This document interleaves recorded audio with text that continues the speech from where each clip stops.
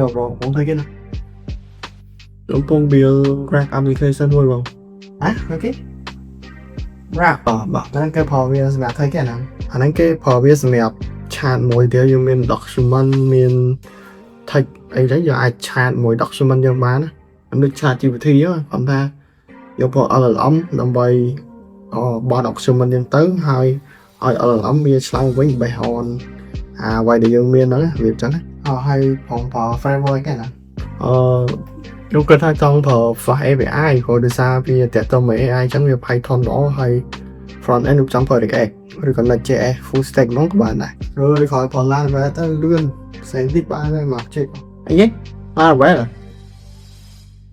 ប៉ុន្តែអាហ្នឹង AI based app ហ៎បង គាត់នឹងគេ Laravel មក migrate ទៅបាន table user បាន table session និយាយទៅប៉ុន្តែព្រោះអា AI based app ហ្នឹងវា better យើងប្រើជាមួយនឹង Python ឬក៏ TypeScript អីគេ script Type អាហ្នឹងគាត់ script គេធ្វើឲ្យលឿនដែរធ្វើឲ្យស្រួលដែរតែបើថាប្រើ Laravel គឺវាអែមជាងភាសា Laravel គាត់ចេញមកមាន off ស្រាប់មកសាញ់តង់មានបាទ authorization ហើយ sign plus បាន app មួយនិយាយទៅស្រួលជាងបាទយើងใส่ script ហ្នឹងដល់ណា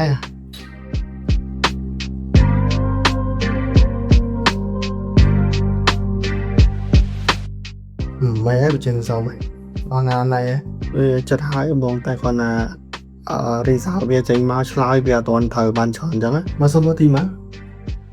នេះវា result វាពេលយើងសួរទៅវាអត់ទាន់ចម្លើយចេញមកត្រូវតាមអ្វីដែលយើងចង់បានអញ្ចឹង អានេះពេល Laravel មកហ្នឹងខ្ញុំមក Laravel ណាត់មែនទេបងអាហ្នឹងតាក់ទងជាមួយនឹង AI វាខ្លាំងវាខ្សោយ model AI ដែលយើងប្រើ LLM ហ្នឹងវាតាក់ទងជាមួយនឹង framework ទេបង អត់បានប្រើ Laravel មិនចឹងមកប្រើ Laravel នេះតាមមកតិចដល់ set up ចេញមកមានស្រាប់ហើយអាហ្នឹងបន្តិចតាមឲ្យធ្វើតិចដល់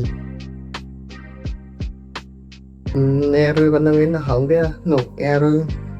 G result ហ្នឹងមកពី back end responder ល្អចឹងមកពី framework នោះ